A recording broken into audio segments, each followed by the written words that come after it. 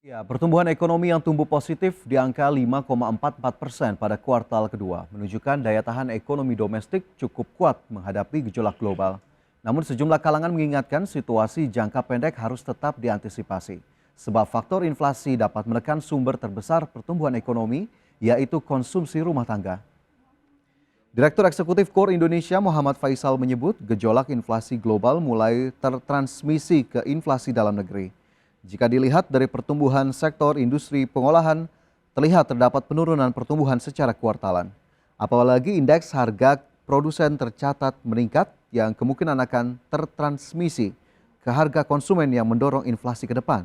Hal ini yang harus diwaspadai mengingat pertumbuhan ekonomi terbesar berasal dari konsumsi rumah tangga.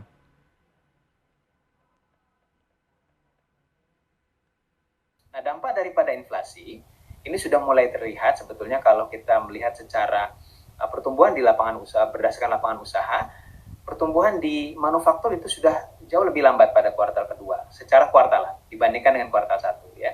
Jadi di kuartal satu lebih cepat dan juga pada tahun-tahun sebelum pandemi ini juga biasanya di kuartal kedua itu pertumbuhan kuartalannya lebih baik.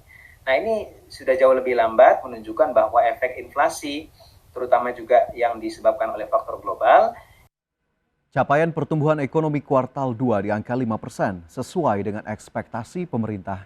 Menurut Menko Bidang Perekonomian Erlangga Hartarto, membaiknya pertumbuhan ekonomi nasional tercermin dari indeks keyakinan konsumen yang membaik dan Purchasing Manager Index di angka 51,3.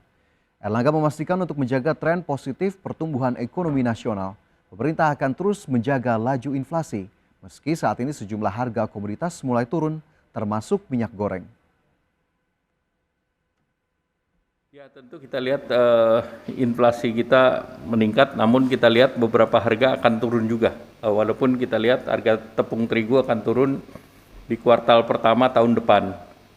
Kemudian beberapa komoditas juga relatif sudah turun, termasuk minyak goreng. Dan tentu yang utamanya adalah daya beli.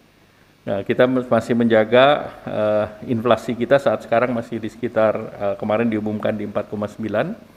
Namun kita lihat pertumbuhan ekonomi kita masih sedikit di atas.